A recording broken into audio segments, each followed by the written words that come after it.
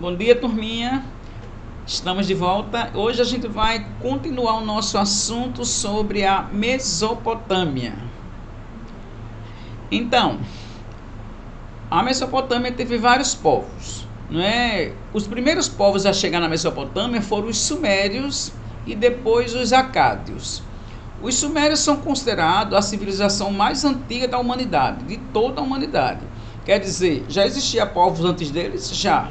A gente está falando de civilização, um povo que se organizou assim, com a sua cultura, a sua economia, não é, o seu modo de viver. Então, o povo civilizado, o primeiro povo a se formar, né, em uma civilização foram os sumérios.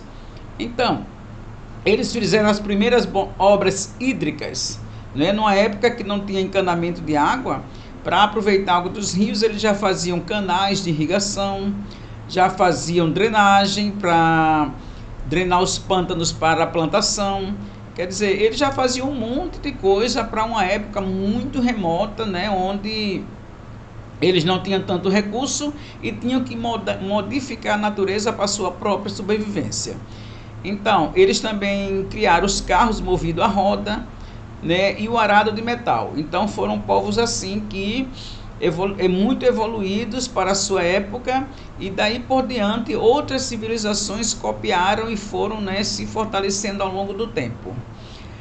Os sumérios deixaram um legado. Foram os sumérios, os povos da Mesopotâmia, que inventaram a escrita, né? Eles escreviam numa placa de argila com a ajuda de um bastonete, deixando marcas de cunha.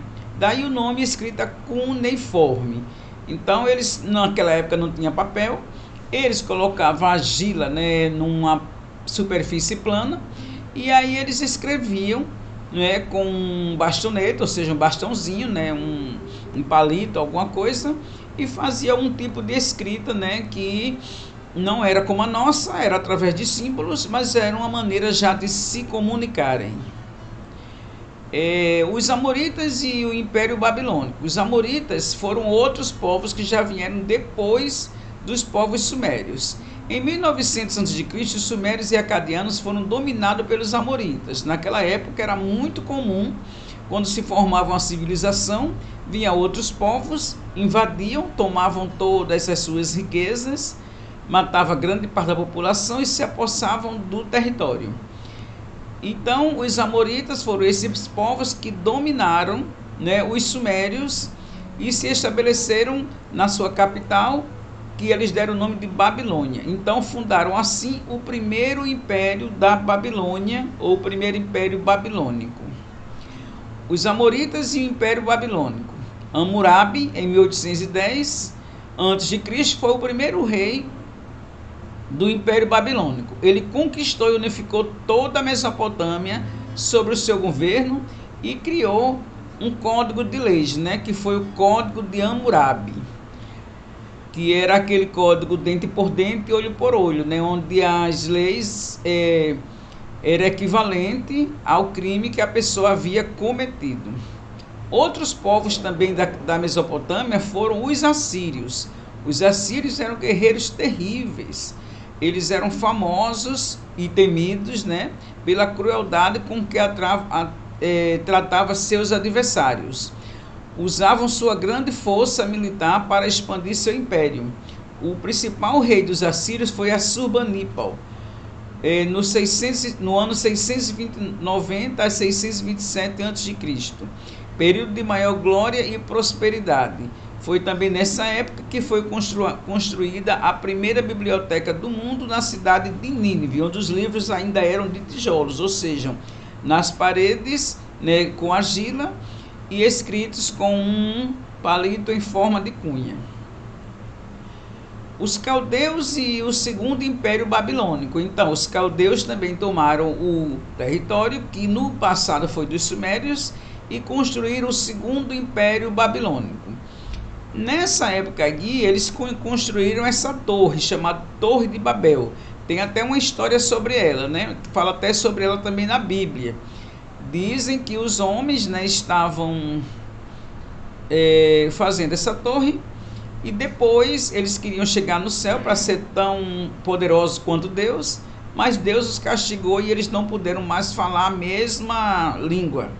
Não se comunicaram mais e aí eles também não terminaram a torre. Aqui as ruínas de Zigurato, na cidade de Bóspa, e aproximadamente da Torre de Babel. A Torre de Babel foi essa aqui, que foi o zigurato mais alto de todo o mundo. Caldeus e o segundo império babilônico. O rei do segundo império babilônico foi Nabucodonosor. Ele foi responsável pela construção dos jardins suspensos da Babilônia. Diz a lenda que ele mandou construir esse jardim no alto das montanhas para agradar sua esposa, que era uma princesa que havia nascido no jardim, e como ele a amava muito, né, ele mandou construir os jardins suspensos, né, numa montanha, para quando ela abrisse a janela do quarto, lá do palácio onde ela morava, ela visse os jardins no alto da montanha. Isso aqui é amor, né, gente? Então, os caldeus, o Império Assírio caiu por revoltas e disputas internas e ataque de uma aliança externa, medos e caldeus. Então os caldeus invadiram o Império Assírio e também se apossaram de território.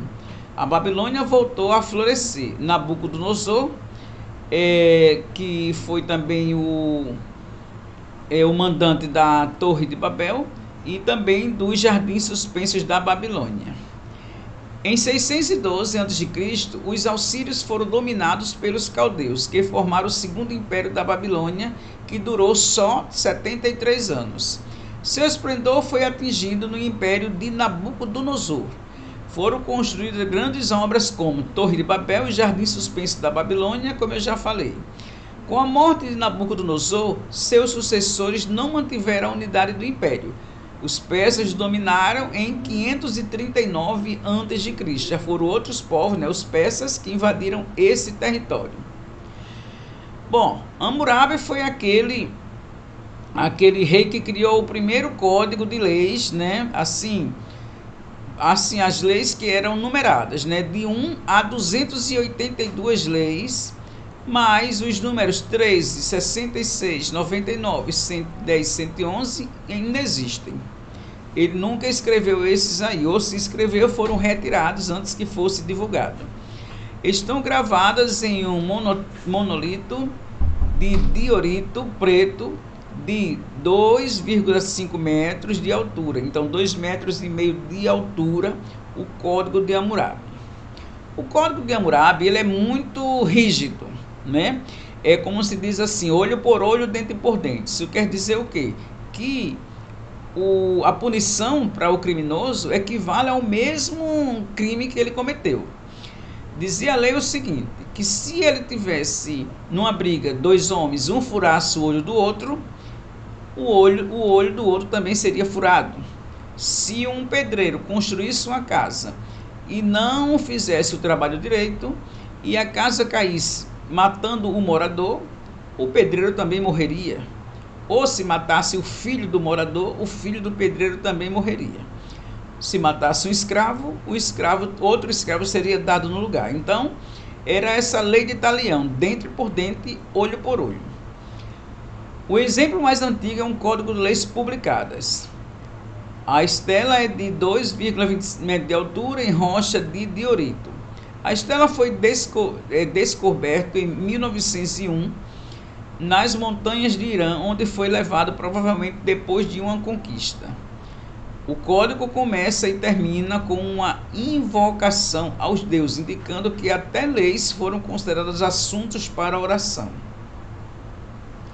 Aí, olha, uma charge é um desenho assim meio mal feito, que satiriza um assunto, um problema ou uma crítica, né? Então, olho por olho, dente por dente. E aí 2 homens brigando, o que determinava que todo criminoso precisaria ser punido de alguma forma proporcional ao crime que ele cometeu.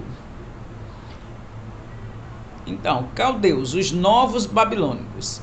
Apesar de serem grandes estrategistas bélicos e simpatizantes da guerra, os assírios eram fracos como governantes, quer dizer, eles sabiam lutar, mas eram desorganizados no governo. Com toda a expansão política, eles não sabiam como fazer para unificar todo o território, o que suscitou inúmeras revoltas civis. Revoltas civis é quando acontece guerras entre o mesmo povo. Então eles guerreavam entre si porque eram desorganizados, não tinham governo forte, apesar de serem bons guerreiros. Por isso, a partir de então, surgiu o segundo império babilônico, erguido pelos caldeus. Então os caldeus se aproveitaram dessa desorganização no império dos assírios e tomaram o território deles e fizeram um novo reino, que foi o segundo império babilônico. Bom, a nossa agenda hoje é da página 132 e 133. Na nossa aula online, a gente vai tirar as dúvidas, né, sobre esse assunto. Agora, gente, esse código de Hammurabi, né, eu quero que vocês reflitam sobre ele, porque não é bom, né, a gente querer se vingar de uma pessoa. Então aí parece mais uma vingança do que justiça. Às vezes as pessoas fazem uma coisa com o outro, mas assim, sem querer, não é, gente? Não é querendo. Então, se as pessoas fazem uma coisa sem querer, mas que prejudicou alguém, não é justo que aquela pessoa também seja prejudicada na mesma medida. Vale o perdão, né? Como dizia o próprio seu Madruga, a vingança nunca é plena, mata a alma e envenena. Beijo, gente. A gente se vê na nossa aula online. Até a próxima.